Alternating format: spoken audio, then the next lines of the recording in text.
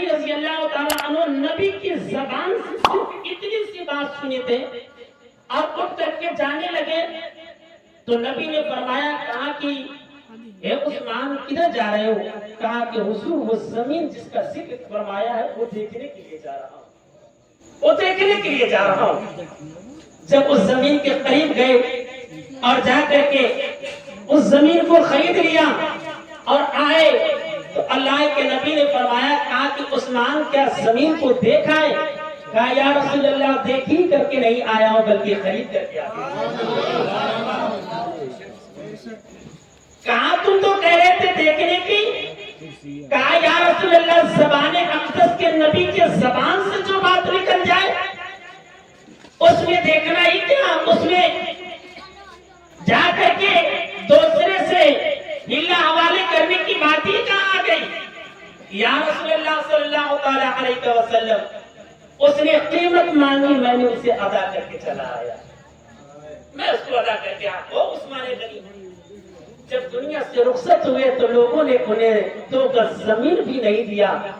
اور عثمان غنی رضی اللہ تعالیٰ عنہ نے اتنی بڑی قربانیاں اس مذہب اسلام کے ساتھ انہوں نے پیش فرمائی۔ حضرت علی رضی اللہ تعالیٰ کرم اللہ تعالیٰ وجہ الکریم دور خلافت میں آتے ہیں اور حضرت عثمان غنی رضی اللہ تعالیٰ عنہ کی شہادت 18 ذوالحجہ اور 18 ذوالحجہ سن 35 ہجری کو وہ دنیا سے رخصت کر گئے اور پھر جب ذوالحجہ 18 ذوالحجہ سن 35 ہجری کو حضرت عثمان غنی رضی اللہ تعالیٰ عنہ کی شہادت ہوئی تو مولا علی جب آئے دور خلافت پر تو دور خلافت پر آنے کے بعد مدینہ میں ایک قرآن برپا پیدا ہو گیا تھا، مدینہ کی گلی میں ایک قرآن برپا پیدا ہو گیا کہ عثمان کے قاتلوں کو اب قصاص لیا جائے۔ حضرت علی نے اس قصاص کو روک دیا تھا، خلافت سنبھالنے کے بعد قصاص کو نہیں لیا۔ حضرت امیر معاویہ بھی خط لکھنے شروع کر دیے ملک شام سے کہ علی اب تو عثمان کے خلاف عثمان غنی کی جو شہید کر دیے گئے ظالموں نے جو شہید کر دیا اب ان کا قصاص لیا جائے، خون کا بدلہ خون۔ یہ اسلام میں رائج تھا کہ خون کا بدلہ خون، آج بھی قرآن میں ہے العزم بالعزلین، اگر تمہارا کوئی ایک کان کاٹے تو اس کا دوسرا کان بھی کاٹتا دو۔ لیکن یہ کہا کہ قصاص لیا جائے، لیکن حضرت علی نے اس پر توجہ نہ دی، اس وجہ سے کہ وہ جانتے تھے کہ آج میں عثمان کے قاتلوں کو اگر قصاص لینے پر آ جاؤں تو مدینے میں ایک فتنہ فساد پھیل جائے گا، ایک فتنہ اٹھ جائے گا۔ حضرت علی نے ان کے قصاص کو روکے رکھا لیکن قصاص نہ لیا، لیکن اتنے میں صحابہ بھی ایک طرف ہو گئے۔ عثمان غنی رضی اللہ تعالیٰ عنہ کی بنا پر صحابہ کی جماعت بھی ایک طرف، یہاں تک کہ نبی کی شریک حیات ہم سب کی ماں حضرت عائشہ صدیقہ رضی اللہ تعالیٰ عنہا بھی حضرت علی کو کہنے لگی کہ اے علی تم قصاص کیوں نہیں لیتے، وہ بھی ایک طرف ہو گئی۔ اور حضرت امیر معاویہ بھی ایک ظالموں نے فتنہ پھیلا دیا، خارجیوں نے علی کے پاس بھی آ کر کے کہا کہ ہم آپ کے ساتھ ہیں، ہم کسی اور کے ساتھ جانے والے نہیں، ہمارے جسم میں جان رہے گی تو آپ ہی کے ساتھ رہا کریں گے۔ لیکن قربان جاؤ پیارے، وہ حضرت علی جن کے زمانے میں اتنا بڑا فتنہ پھیلا ہو، تمہیں معلوم ہے وہ علی کتنے بڑے مرتبت والے تھے۔ وہ علی جو بچپنے کے عالم میں جن کی عمر بتائی جاتی ہے کہیں پر 8 سال کہیں پر 10 سال کی عمر میں آ کر کے جب فرعون کی چوٹی پر مصطفیٰ جان رحمت صلی اللہ تعالیٰ علیہ وسلم نے اپنی نبوت کا اعلان فرمایا تھا اور لوگوں سے کہا تھا کہ اے مکہ والوں سنو، میں فرعون کی چوٹی پر کھڑا ہوں، اگر میں یہ کہوں کہ میرے پیچھے ایک لشکر ہے اور وہ آ کر کے تم پر حملہ آور ہو جائے گی، کیا تم اس کو سچا مانو گے یا میری بات کو جھکرا دو گے؟ مکہ والوں نے کہا تھا کہ یا رسول اللہ، اگر آپ کہا تھا اے محمد ابن عبداللہ، اگر یہ بات آپ کہیں گے تو ہم اسے مان لیں گے، کیونکہ ہم نے بچپنے سے دیکھا کہ آپ کی زبان سے کبھی جھوٹ بات نہیں نکلی ہے، لیکن آپ کہیں گے تو ہم مان لیں گے۔ تو اللہ کے رسول نے فرمایا تھا، کہا تھا کہ اے لوگوں، اگر تم مجھ کو سچا جانتے ہو تو سن لو، میں سچی بات کہتا ہوں، میں اپنی نبوت کا اعلان کرتا ہوں۔ جب قرآن کی چوٹیوں پر اپنے نبوت کا اعلان کیا تھا، اس وقت مکہ کے لوگوں نے نبی آخر الزمان کو گالیاں دے کر کے چلے گئے تھے، ان کو برا بھلا کہہ کر کے چلے گئے تھے، لیکن اسی اثنا میں 8 یا 10 سال کا بچہ کھڑا ہو کر کے اور نبی کا منتظر میں تھا کہ نبی اتریں گے کب آئیں گے زمین پر، جب قرآن کی چوٹی سے اتر کر کے آئیں گے، سب سے پہلے میں اپنا ہاتھ ان کے ہاتھوں میں دے کر کے بیعت کر جاؤں گا اور سب سے پہلے کلمہ پڑھنے والا میں بن جاؤں گا۔ اللہ کے رسول قرآن کی چوٹی سے زمین پر آتے ہیں، علی فرماتے ہیں کہ آپ ہاتھ آگے کریں، کہا کہ بچے آخر تو کس لیے کھڑا ہے، لیکن قرآن کی چوٹیوں سے کہا کہ یہ بات میں نے جب اعلان کیا اپنے نبوت کا، مکے والوں نے سب مجھے گالیاں دے کر کے چلے گئے، سب لوگوں نے مجھے بڑا برا بھلا کہا ہے، کہا کہ سب لوگوں کی جو عقیدے تھے وہ کہہ کر کے چلے گئے، لیکن میرا دل کہتا ہے کہ آپ سچے ہیں، آپ اللہ کے رسول ہیں، آپ سچے ہیں، آپ اللہ کے رسول ہیں۔ کہا کہ اگر تو نے سچا مان لیا تو یہ جانتا ہے کہ میرا کلمہ پڑھنے کے بعد کتنی قربانیاں دینی پڑے گی۔ علی نے عرض کیا تھا، یا رسول اللہ آپ ہی بتا دیجئے کہ آپ کا کلمہ پڑھنے کے بعد ہمیں کتنی قربانیاں دینی پڑے گی۔ اللہ کے رسول نے فرمایا، کہا کہ علی اگر تم مذہب اسلام قبول کر لو گے تو کیا اللہ تبارک و تعالیٰ اس دین کے لیے تمہارا مال مانگے گا، کیا مال کو قربان کرو گے؟ کہا یا رسول اللہ میں آپ کا کلمہ پڑھ لیا ہوں، اگر اللہ تبارک و تعالیٰ مال مانگے گا تو مال قربان کروں گا۔ کہا کہ اگر جان مانگے گا تو، کہا کہ جان مانگے گا رب تبارک و تعالیٰ تو یہ علی اپنی جان کو بھی قربان کرے گا۔ کہا کہ اولاد کی بازی آ جائے تو، کہا کہ مذہب اسلام بچانے کے خاطر قسم خدا کی حسین کو اور اپنے پورے خاندان کو کربلا کی سرزمین پر نعرہ تکبیر، نعرہ رسالت، مسلک اعلیٰ حضرت، مسلک اعلیٰ حضرت، ذکر امام حسین، ذکر امام حسین، نعرہ تکبیر، سبحان اللہ سبحان اللہ۔ کربلا کی سرزمین پر مولا حسین کو بھیج دوں گا، مولا حسین کے ساتھ ساتھ میں اپنے پورے کنبے کو بھی مذہب اسلام کے خاطر قربان کر دوں گا۔ وہ مولا کائنات، مولا کائنات جن کی عظمت اتنی بڑی ہے، لیکن جب شادی بھی ہوئی ہے ان کی 21 سال کی عمر میں حضرت فاطمہ الزہرا سے، لیکن فاطمہ سے جب شادی ہوئی مولا کائنات کی، مولا کائنات کی جب شادی ہوئی، فاطمہ کا بھی ذکر سنتے چلو ساتھ ہی ساتھ میں، لیکن وہی فاطمہ ہے جب نماز پڑھتی ہے اپنے سر کو سجدے میں رکھتی ہے اور سر کو سجدے میں رکھتی ہے تو صبح کی سفیدین اور صبح سے مسجد نبوی سے حضرت بلال حبشی فجر کی اذان دینا شروع کر دیتے ہیں۔ وہ فاطمہ سر کو سجدے سے اٹھا کر کے اللہ کی بارگاہ میں دعا کرتی ہے، اے رب کائنات کیوں نہیں تو نے رات کو اتنی لمبی کر دیا تاکہ تیرے محبوب کی بیٹی کم سے کم 2 سجدے تو ادا کر سکتی تھی، 2 سجدے تو ادا کر سکتی تھی، لیکن وہی فاطمہ الزہرا ہے جو کہ مہینوں مہینے نماز پڑھ رہی ہے، مہینوں روزے رکھ رہی ہے، لیکن دنیا کی کوئی ایسی خاتون تو بتا دو لیکن جو پورے مہینے تک روزہ رکھ سکے، پورے مہینے تک نمازیں پڑھ سکے، لیکن کہو کہ دنیا میں کوئی ایسی خاتون نہیں ہے کہ جو 1 ماہ تک پورے روزے رکھ سکے، تو کہو گے کہ اس لیے کہ عورتوں کے اندر اللہ نے وہ بیماری عطا کر دیا ہے تاکہ اس کو مہینے کے اندر یا 3 دن یا 7 دن اسے ناپاکی کے حالت میں رہنا پڑے گا، لیکن دنیا کی ایک ایسی خاتون ہے، محبوب کی ایک ایسی بیٹی ہے جس کو فاطمہ الزہرا کہا جاتا ہے، وہ فاطمہ الزہرا اگر نماز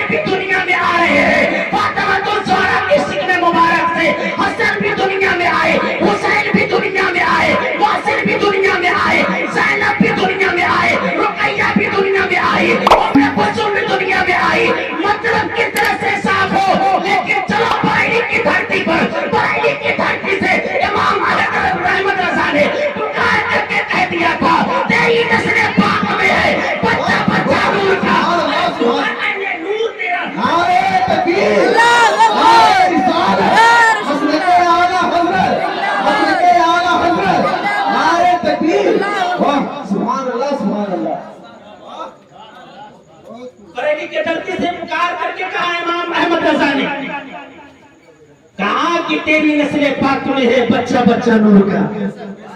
तू है मैंने नूर, तेरा सब घराना नूर का। ये नूर ही तो है, ये नूर ही तो है। मौला हुसैन भी नूर से पैदा किए गए, मौला हुसैन भी नूर से। लेकिन कुर्बान जाओ वो फातिमा तो ज़हरा पर, जब अली ने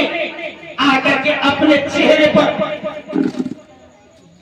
एक जोग्राफिया को बदले हुए, अपने चेहरे पर पुष्कल लिए हुए, जब फातिमा के करीब आए तो फातिमा ने जब देख लिया तो कहा कि अली, आपके चेहरे पर ये पुष्कल कैसा,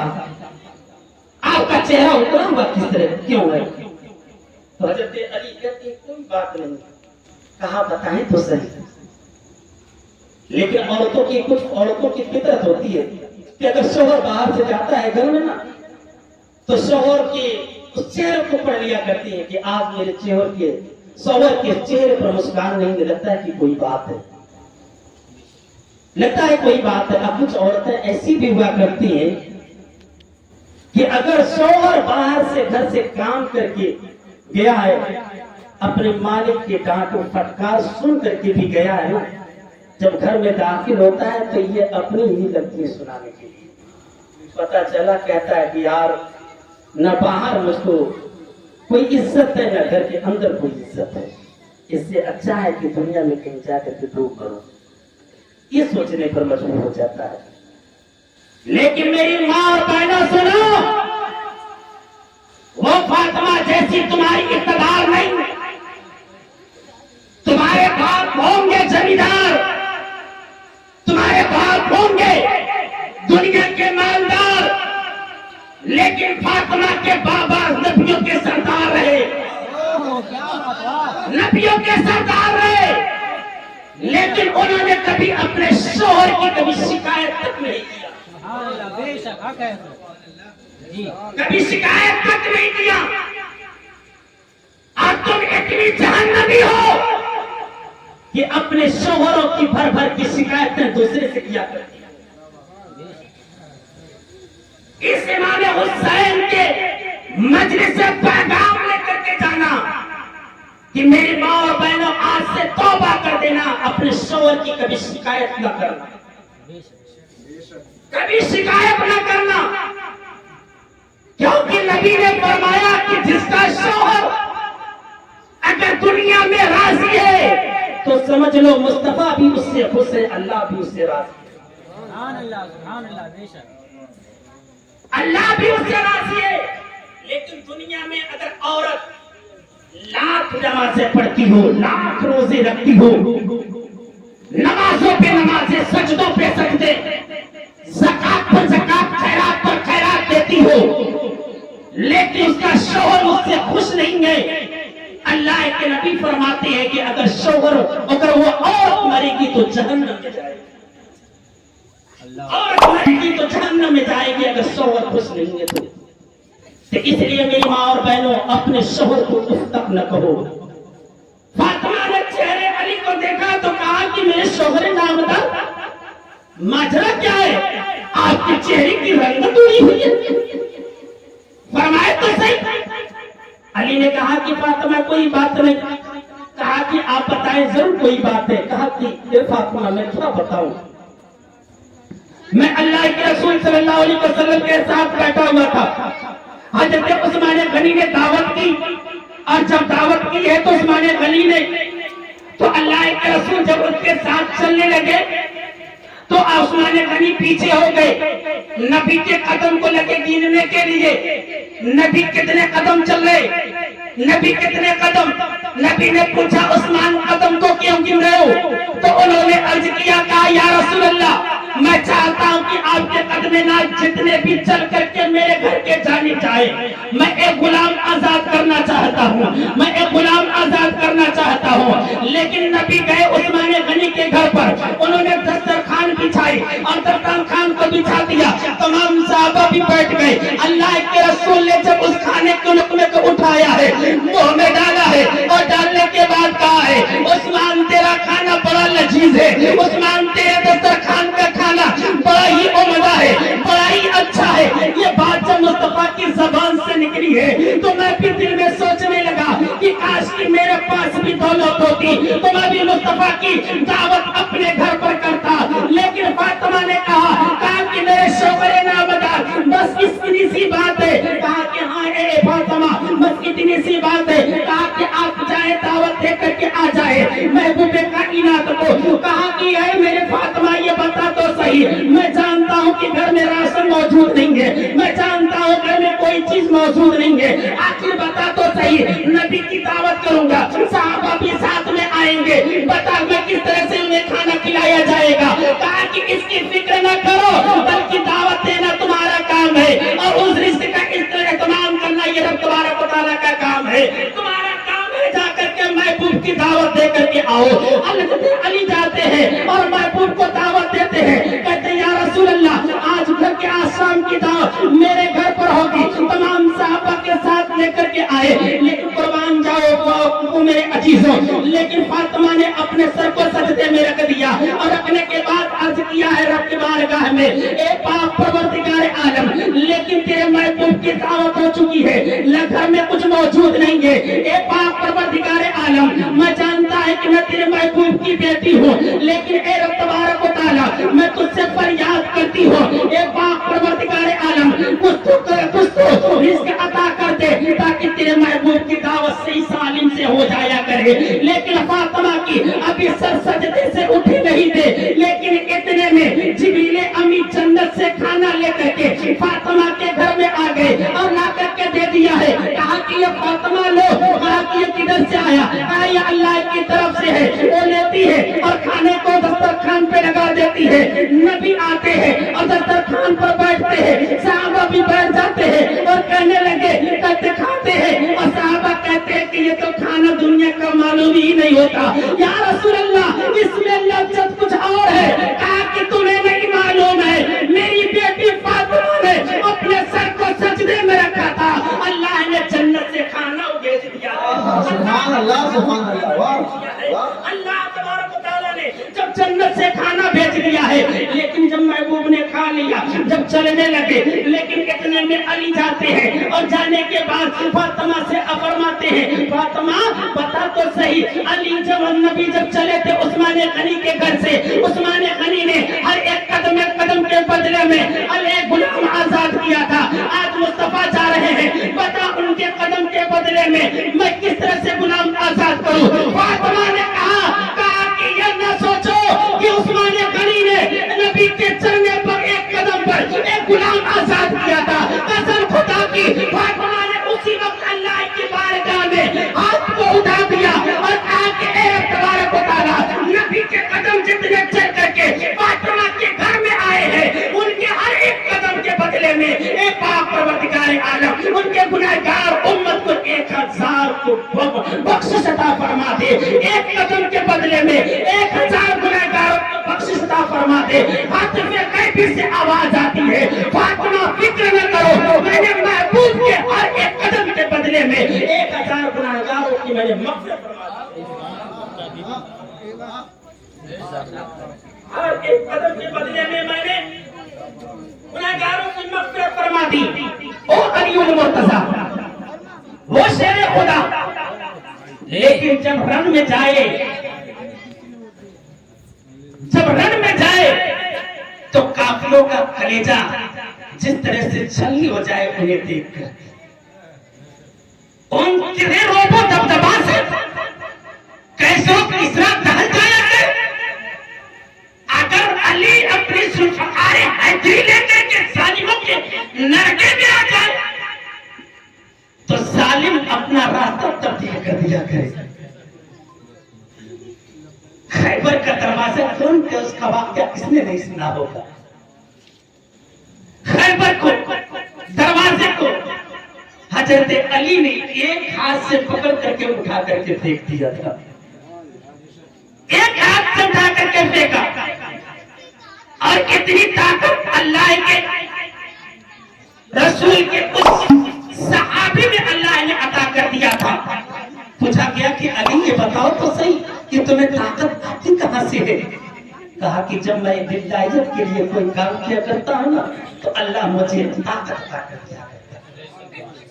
اللہ کے لیے کوئی کام کرتا ہوں، آج دنیا والا دنیا کے لیے کام کرتا ہے،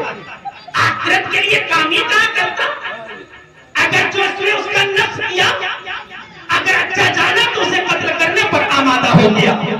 کوئی یہ نہیں سوچتا کہ ہم کو اللہ کی بارگاہ میں جا کر کے ہمیں اللہ کے سامنے کس طرح سے وہ دکھانا ہے۔ فاطمہ نے کو اللہ کے رسول نے وہ تصریح لیا تھا اور کہا تھا کہ اے فاطمہ سنو، اگر تم اپنے شوہر کو کبھی ناراض نہ کرنا، انہیں راضی رکھنا، کبھی ناراض نہ کرنا، انہیں راضی رکھنا۔ ایک مرتبہ مولا کائنات کچھ باتوں کے لیے حضرت فاطمہ سے بولنا بند کر دیا۔ حضرت فاطمہ پریشان ہو گئی، حضرت علی کے چکر کرنے لگی۔ جس طرح سے انسان خانے کعبہ میں جاتا ہے نا، خانے کعبہ کا طواف کرتا ہے، اس طرح سے انہوں نے چکر کرنا شروع کر دیا۔ ایک چکر نہیں، دو چکر نہیں، تین چکر نہیں، انہوں نے 70 چکر کیے، علی کو راضی کر لیا۔ علی کو راضی کرنے کے بعد نبی کی بارگاہ میں پہنچی، نبی نے پوچھا، کہا کہ اے فاطمہ روزانہ تم پہلے آ جایا کرتی ہو، آج تم کو آنے میں دیر کیسے ہو گئی؟ کہا کہ یا رسول اللہ صلی اللہ علیہ وسلم، علی کچھ بات کے لیے روٹھ گئے تھے۔ کہا کہ تو کیا تو نے انہیں منایا؟ کہا یا رسول اللہ میں منا کر کے آ گئی ہوں، میں انہیں راضی کر کے آ گئی ہوں۔ کہا کہ کس طرح سے تو نے راضی کیا؟ کہا یا رسول اللہ صلی اللہ علیہ وسلم، جب علی ناراض ہو گئے تھے، مجھ سے روٹھ گئے تھے، یا رسول اللہ میں علی کے گرد گھومنے لگی، چاروں طرف طواف کرنے لگی، ایک مرتبہ نہیں، دو مرتبہ نہیں، بلکہ انسان جب چاہتا ہے خانے کعبہ کا طواف کرنے کے لیے 7 چکر لگاتا ہے، اس کا رکن پورا ہو جایا کرتا ہے۔ لیکن فاطمہ کہتی ہے، کہتی یا رسول اللہ، میں نے اپنے شوہر کا 1 چکر نہیں لگائی ہوں، 2 چکر نہیں لگائی ہوں، 3 چکر نہیں لگائی، 7 چکر بھی نہیں، بلکہ 70 چکر لگا کر کے جب تک علی راضی نہیں ہو گئے، تب تک کہ علی یا رسول اللہ، تب تک کہ یہ فاطمہ کے قدم علی کے گھر سے باہر نہیں نکلے، علی کے گھر سے باہر نہیں نکلے۔ لیکن وہاں میری قوم کی مسلمان عورتوں ذرا سوچ تو صحیح، شوہر اگر سعودی ہے، یہ موبائل فون لے کر کے بازار کے گلیوں میں گھومتی پھرتی ہے، اگر شوہر پوچھ لیا تو کہاں ہے تو بولتی ہے گھر کے اندر۔ اتنی حرام خوریاں، ایک تو اپنے شوہر سے اجازت لے کر کے نہیں گئی، دوسری جھوٹ بولے۔ لیکن بتا تو صحیح، کس طرح سے تم خاتون جنت کی کنیز بن سکتی ہے؟ لیکن آج دنیا تلاش کر رہی ہے کہ ایک بار اللہ سے دعا کر رہی ہے، ایک پاک پروردگار عالم بھیج دے صلاح الدین ایوبی جیسی شخصیت کو، تاکہ جو فلسطین کے سرزمین پر مسلمان پریشان حال ہے، تاکہ انہیں اے رب تبارک و تعالی انہیں نجات مل جایا کرے۔ اور کس طرح سے مل سکتے ہیں؟ جب تو نے گود میں جب تیرا بچہ آتا ہے تو اس بچے کو تو لوریاں جو سناتی ہے، تو المصطفیٰ جان رحمت کی نعت نہیں سنایا کرتی ہے، بلکہ دنیا کے خرافات سنایا کرتی ہے۔ بتا تیرے گھر میں صلاح الدین ایوبی کیسے آ سکتا ہے، محمد بن قاسم کیسے آ سکتے ہیں؟ لیکن اگر تو اپنے شکم کو، اپنی گود کو سنبھال لے، قسم خدا کی جس نے گود کو سنبھالا ہے، جب ماؤں نے ان گود کو سنبھال کر رکھا ہے اور اپنے سجدوں میں طرف پیدا کیا ہے، تو اللہ تبارک و تعالیٰ نے اسی دنیا میں صلاح الدین ایوبی جیسے دیگر کو بھی پیدا کیا، اسی دنیا میں حضرت قاسم جیسے جنجاں کو اللہ تبارک و تعالیٰ نے دنیا میں بھیجا ہے۔ اس وجہ سے میری ماں اور بہنوں، اب تم سے گزارش کرنا چاہتا ہوں، تم اپنے شکم کو سنبھال لو، تم اپنے گود کو سنبھال لو، قسم خدا کی اللہ تبارک و تعالیٰ تیرے اس گود کو خالی نہیں رکھے گا، بلکہ جب تیرے شکم سے قطب الدین بختیار کاکی کو بھی پیدا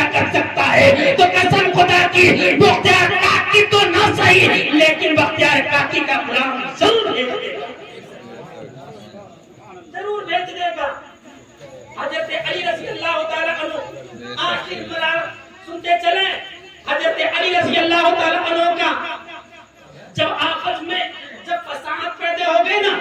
فساد اور اس طرح سے کہ فساد کتنے پھیل گئے، اس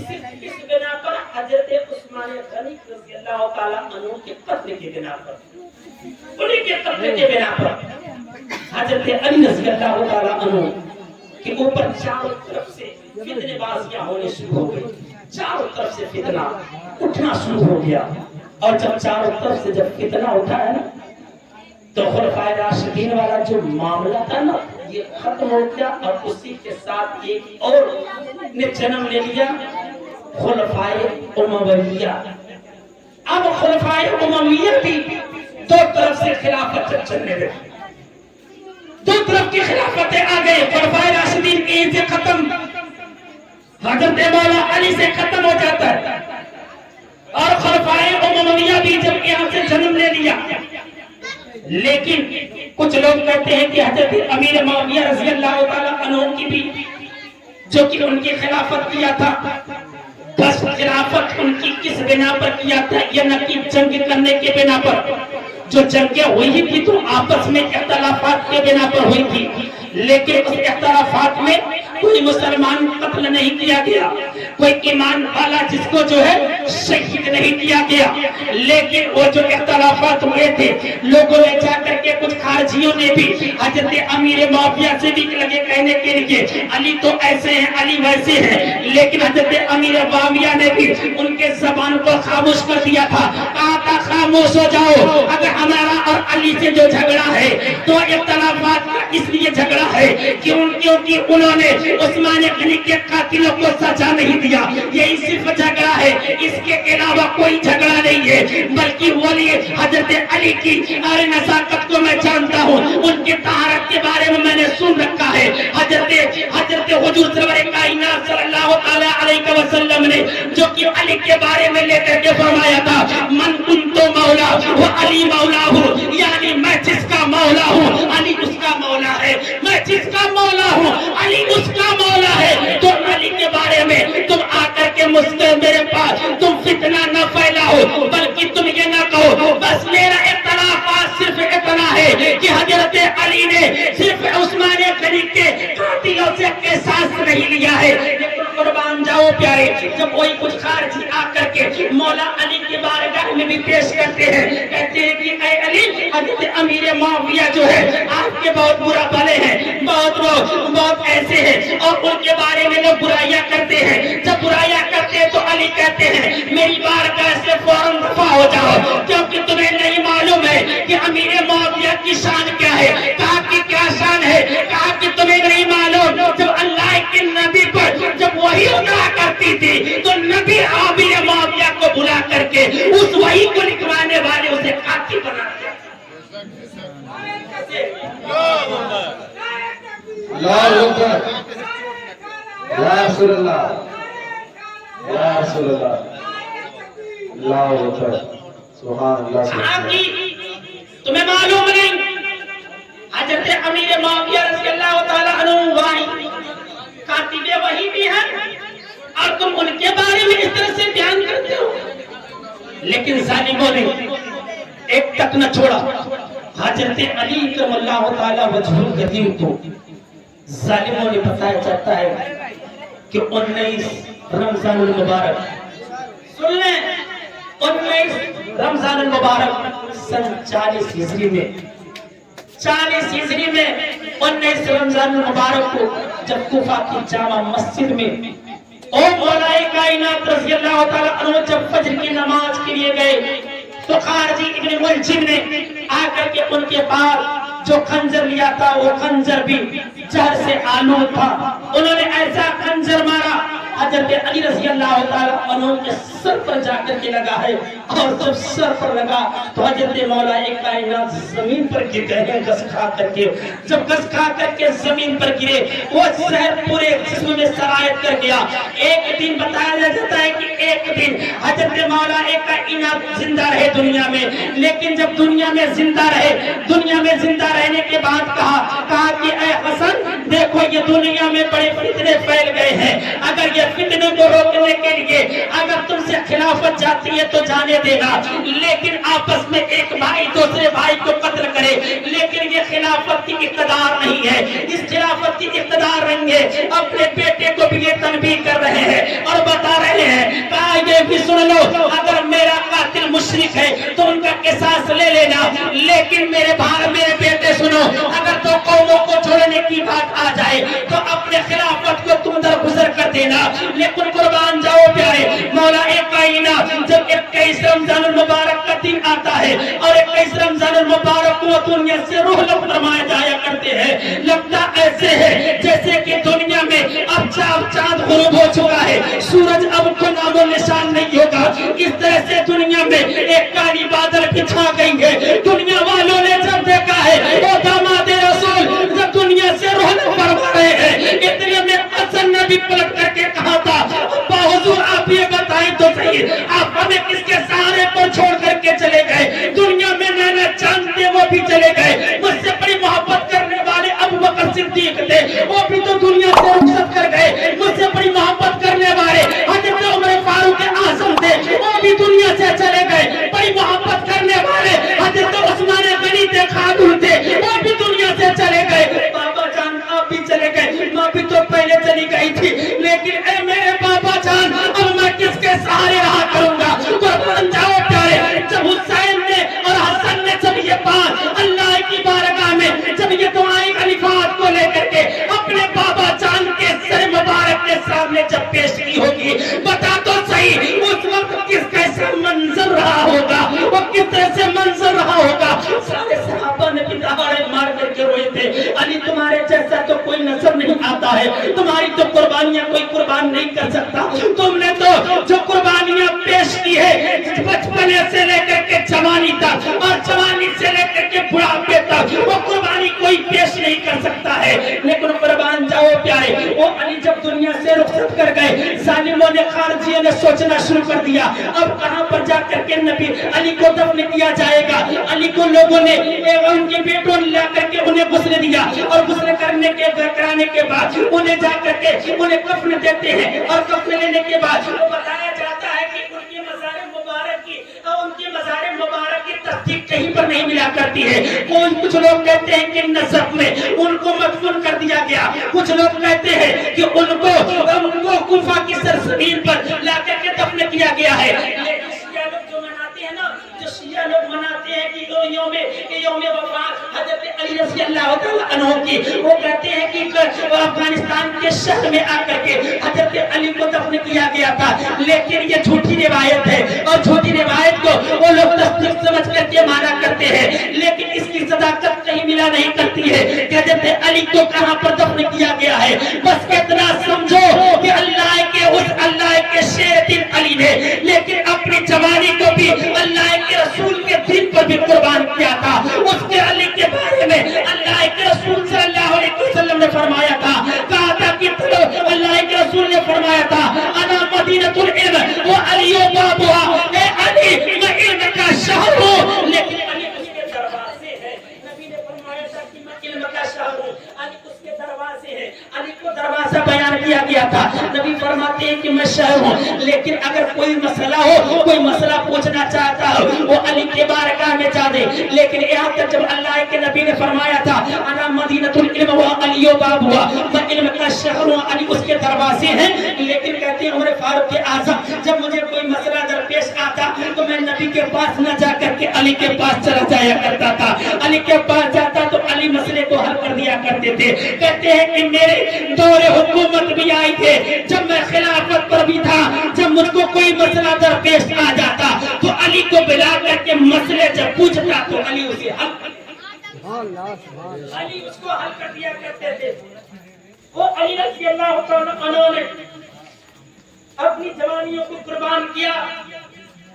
میرے نبی پاک صلی اللہ تعالیٰ علیہ وسلم کے دین کے خاطر سب کچھ قربان کیا، لیکن کبھی بھی اللہ کے رسول صلی اللہ تعالیٰ علیہ وسلم سے کبھی یہ نہیں فرمایا کہ یا رسول اللہ مجھے دولت کی طلب ہے، یا رسول اللہ مجھے دولت چاہیے، کبھی نہیں کہا یہاں تک کہ روایتوں میں کہ علی رضی اللہ تعالیٰ عنہ جب شادی کر کے گئے تو ان کے پاس گھر بھی موجود نہیں، گھر تک نہیں تھا، لیکن کبھی سوال نہیں کیا۔ ایک مرتبہ سوال کیا تھا حضرت فاطمہ نے نبی کی بارگاہ میں، ایک مرتبہ سوال کیا تھا نبی کی بارگاہ میں۔ حضرت فاطمہ تو سورا نے لوگوں نے کہا کہ مال غنیمت بہت آیا ہے مدینہ میں، اور تم جاؤ اپنے بابا جان سے ایک غلام مانگ لو، ایک لوڑی مانگ لو۔ اے فاطمہ،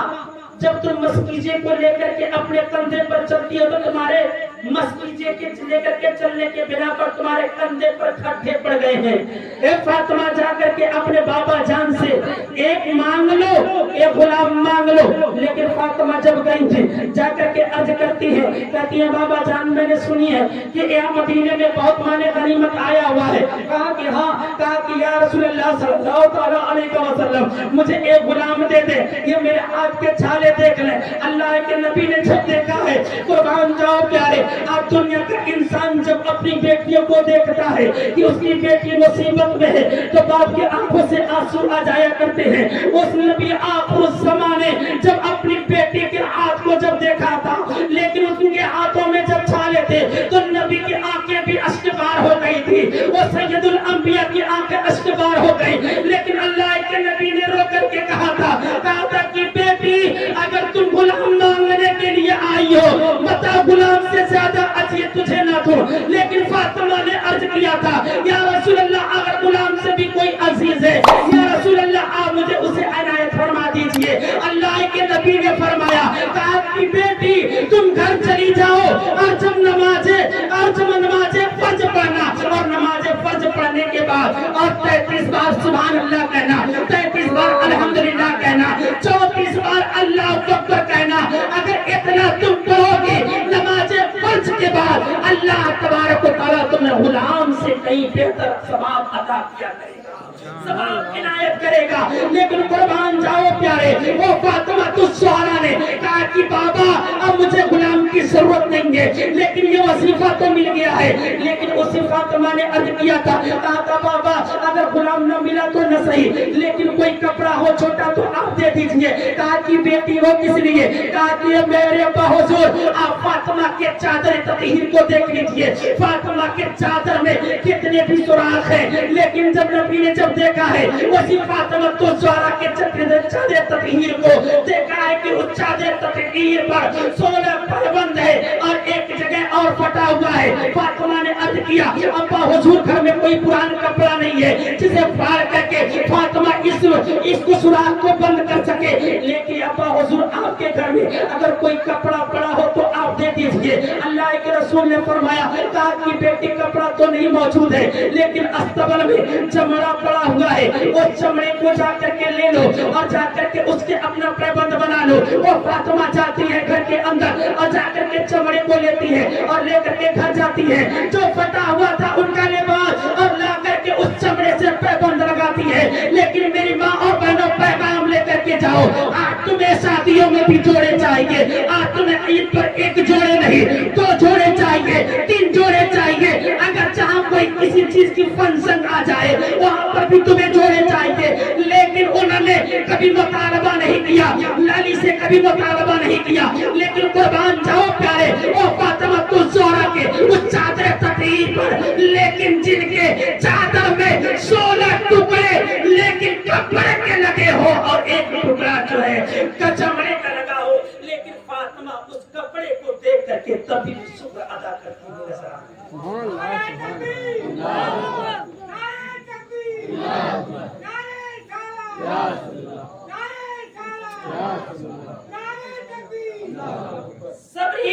صبر کیا کبھی اپنے شوہر کو مشقت میں نہیں ڈالا، مشقت میں کبھی اپنے شوہر کو نہیں ڈالا۔ نبی کا جب وفات ہو گیا،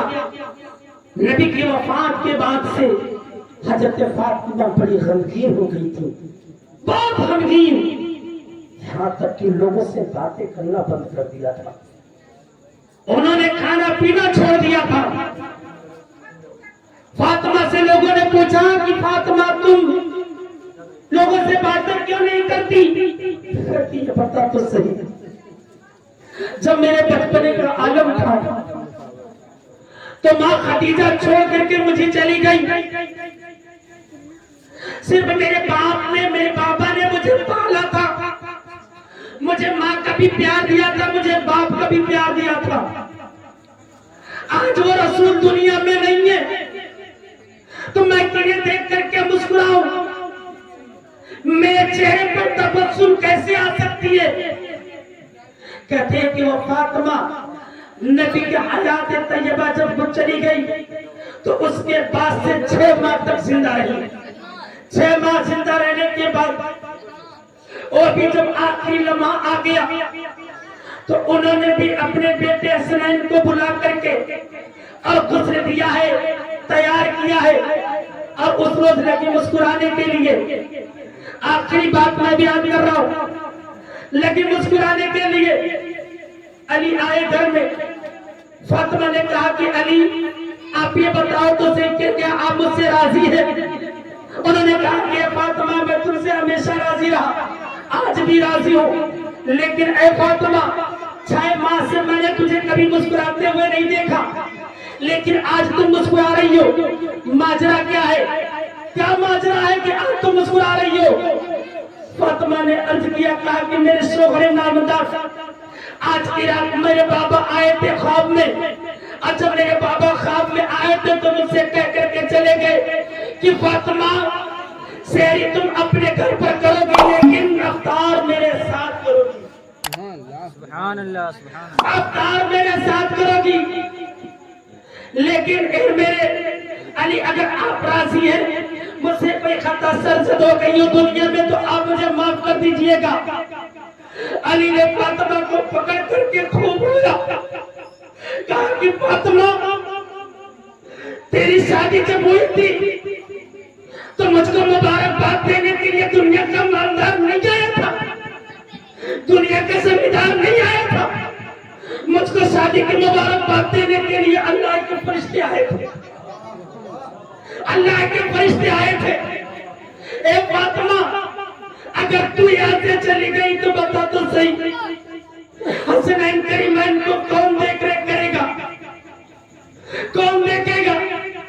فاطمہ نے عرض کیا، کہا کہ میرے شوہر نامدار اب حسنین کریمین کی ذمہ داری میری نہیں، اب تو یہ رب کی ذمہ داری ہو گئی ہے. رب کی ذمہ داری، یہ حسنین کریمین کو میرا رب انہیں پروان چاہے گا. او فاطمہ کی آخری لمحات آ گئے. فاطمہ نے آخری وصیت فرمائی، کہا کہ میرے شوہر نامدار اگر میں دنیا سے رخصت ہو جاؤں تو میرے جنازے کو، میرے جسم کے غسل کو کوئی اور نہ دے بلکہ آپ دینا. غسل کوئی اور نہ دے، آپ دینا. اور میرے جنازے کو کندھوں پر لے کر کے جب چلنا تو دن کے اجالے میں نہیں بلکہ رات کی تاریکی میں، رات کی تاریکی میں. لیکن ایک زمیندار کا اگر کوئی گھر کا اگر دنیا سے چلا جاتا ہے تو انہیں پورے علاقے میں شور برپا پیدا کرا دیا جاتا ہے، اعلان کرا دیا جاتا ہے کہ فلاں زمیندار صاحب دنیا سے چلے گئے. ان کی نماز جنازہ اگر جمعے کے دن انتقال ہوا ہے تو جمعے کو نہیں ہوگی، سنیچر کو نہیں ہوگی، اتوار کو کیا جائے گا، تاکہ پورے جمع زوار جو قرب و جوار کے لوگ ہیں سب لوگ حاضر ہو جایا کریں. لیکن فاطمہ خاتون جنت جو نبیوں کی سردار کی بیٹی ہے، وہ فاطمہ الزہرا علی سے وصیت فرما رہی ہے، کہتی ہے کہ میرے شوہر نامدار اگر میرے جنازے کو لے کر کے جانا، اعلان نہ کرانا بلکہ لے کر کے میرے جنازے کو دن کے اجالے میں نہ لے کر کے جانا بلکہ رات کی تاریکی میں میرے جنازے کو لے کر کے جانا، چند افراد مل کر کے مجھے دفن کر دے گا. لیکن قربان جاؤ پیارے، جب ان کا وصال ہو گیا ہے علی نے دہاڑے مار کے روئے ہیں، حسنین کریمین بھی سینے کو پکڑ کر کے رویا ہے. ماں فاطمہ اگر تم دنیا سے چلی گئی بتا تو صحیح مجھ کو صبر کی تلقین کون دے گا؟ بتا تو صحیح کون مجھ کو صبر کی سبق پڑھائے گا؟ لیکن قربان جاؤ پیارے، پورے مدینے میں جب یہ شور برپا پیدا ہو گیا کہ دنیا سے فاطمہ چلی گئی ہے، لیکن وہ فاطمہ الزہرا رات کی تاریکیوں میں حضرت مولا کائنات نے انہیں تدفین کیا ہے، اور تدفین کرنے کے بعد جب چلے گئے اور صبح کی سفیدی نمودار ہوئی، صحابہ نے پوچھا، کہا کہ اے علی یہ بتاؤ تو صحیح، اگر فاطمہ کا انتقال ہو گیا تو نے مجھے کیوں نہیں بتایا؟ کہا کہ یہ میرے فاطمہ کی آخری وصیت تھی کہ میں اعلان نہ کراؤں، میں نے رات کی تاریکی میں نے فاطمہ کو تدفین کر دیا ہے، میں نے انہیں دفن کر دیا ہے، لیکن قربان جاؤ پیارے، وہ فاطمہ الزہرا جو دنیا سے چلی گئی، لیکن ان کی مثل و مثال دنیا میں کوئی نہیں ملے گی، جن کی ان کی پاکیزگی کا عالم جو کہ خود قرآن بھی پڑھتا ہو، لیکن وہ پاکی ایک ایسی پاک خاتون تھی، لیکن نبی آخر الزمان کی بارگاہ میں جب دست دراز ہوئی تھی اور کہا تھا کہ مصطفیٰ جان رحمت آپ اپنے سر مبارک کو اٹھا لیجئے، نبی نے فرمایا تھا کہ فاطمہ، نبی کا سر اس وقت تک نہیں اٹھے گا جب تک کہ اللہ ہر ایک امتی کو معاف نہیں کر دے گا، لیکن اسی فاطمہ نے عرض کیا تھا، یا رسول اللہ اگر آپ اپنی امت کو بخشوانا چاہتے ہیں بتائیں اللہ کیا فرماتا ہے؟ نبی نے فرمایا تھا، کہا تھا کہ بیٹی میرا سر سجدے میں ہے، اللہ آدھی امتیوں کی بخشش کرنے کے لیے راضی ہو گیا ہے، تھوڑی دیر تک اور ٹھہر جا، لیکن اسی فاطمہ نے عرض کیا، کہا کہ ابا حضور آپ اپنے سر مبارک اٹھا لیجئے، اگر آدھی امت باقی رہ جائے گی، فاطمہ اپنے آنچل کو بچھا دے گی، اپنے آپ کے آدھی امت گنہگار کو اپنے آنچل میں چھپا لیا۔ وہ فاطمہ کی شان تھی، وہ فاطمہ کی شان تھی،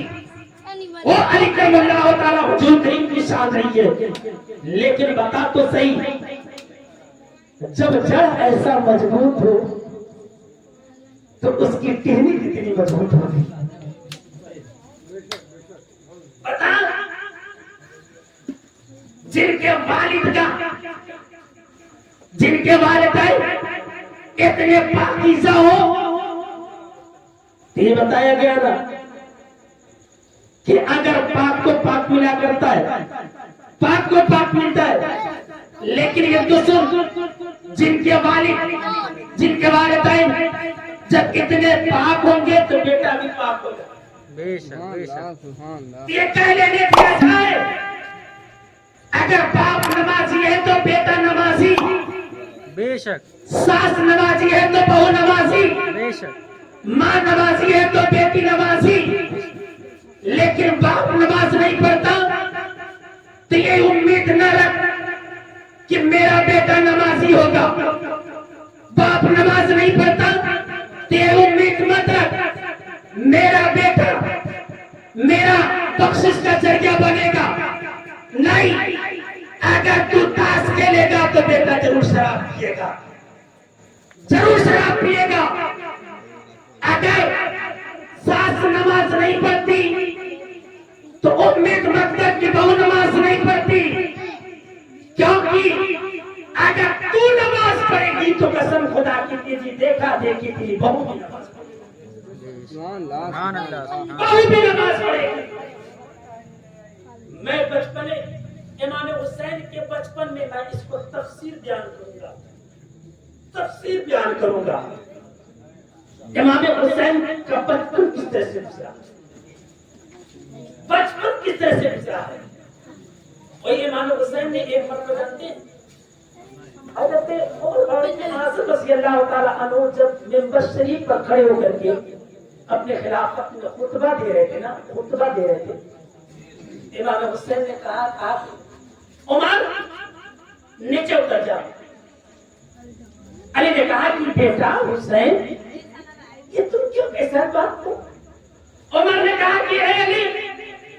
تم کو بیچ میں آنے کی ضرورت نہیں ہے، اگر حسین نے مجھ سے کہا ہے کہ اترنے کے لیے تو یہ عمر اترنے کے لیے راضی ہے، ممبر رسول سے نیچے آ گئے۔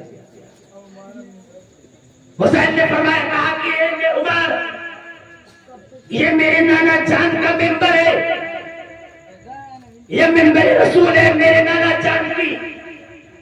چل تو جہاں اپنے نانا جان کے ممبر پر۔ عمر نے رونا شروع کر دیا، رویا ہے، کہا کہ حسین میرے نانا کے پاس کوئی ممبر نہیں،